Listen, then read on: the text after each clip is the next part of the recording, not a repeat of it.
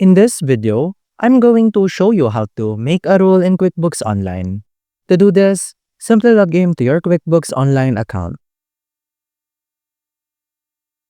After successfully accessing your QuickBooks Online homepage, in the upper right corner of the screen on the gear icon, simply click this, and this will provide you various options. Under List, navigate to Rules.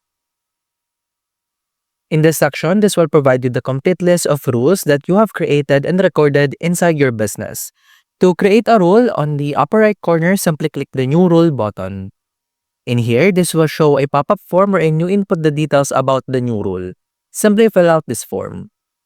After successfully filling out the form, as you can see on the upper right part of the form, this is all about the condition of the rule. While on the lower part of the form, you can see here on which will be assigned this rule. After filling out this and providing the necessary information from this, simply click Save. And now you have successfully created a rule.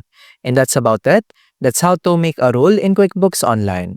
If you have any questions, please let me know down in the comments below and I'll do my best to help you out.